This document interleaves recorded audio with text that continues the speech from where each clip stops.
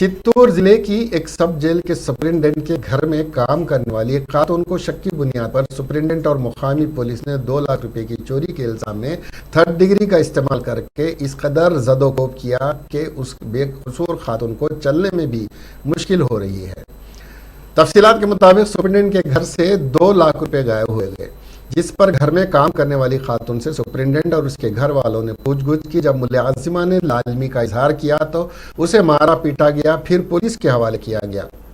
खातून को police station के lockup में डालकर सब इंस्पेक्टर और दीगर ओहदेदारों ने लाठियों से उसके पैरों और पीठ पर मारा कर उससे पूछताछ की।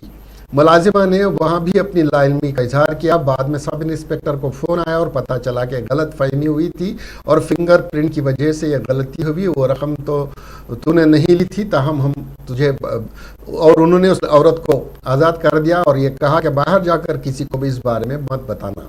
खातून को मर्द ओहदेदारों ने पीट कर जख्मी कर दिया और उसे डराया भी कि बाहर जाकर मत बताया जाए, नहीं किसी को न बताएं। खातून को चलने फिरने में भी दिक्कत हो रही है।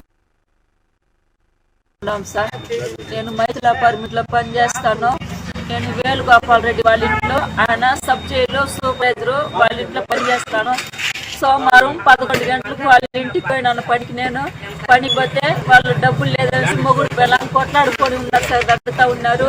నన్ను అడిగినా సార్, డబ్బులు ఏమైనా చూసినావా, ఎత్తుకొని పోయినావా అనేసి, నేను లేదు, నేను తేవట్లేదు, నేను చూడలేదు అట్లా అన్నాను। లేదు నువ్వు ఎత్తుకొని ఉండవు అట్లా అన్నారు। మళ్ళీ నన్ను వెతకమన్నారు ఇల్లంతా నన్ను। మేము 3 గంటల వరకు వెతికినాం సార్, డబ్బు దొరకట్లేదు।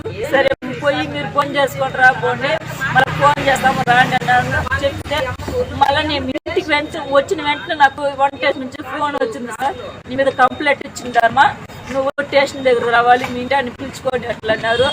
మేము స్టేషన్ దగ్గర పోతే నన్ను ఎస్ఐ గారు విచారించినారు। నన్ను విచారించి, లేదు సార్ నేను చూడలేదు సార్, నాకు తెలియదు సార్ అట్లా అన్నాను। మళ్ళీ నన్ను ఫింగర్ ప్రింట్ అంతా చేతిలో తీసుకున్నారు। తీసుకొని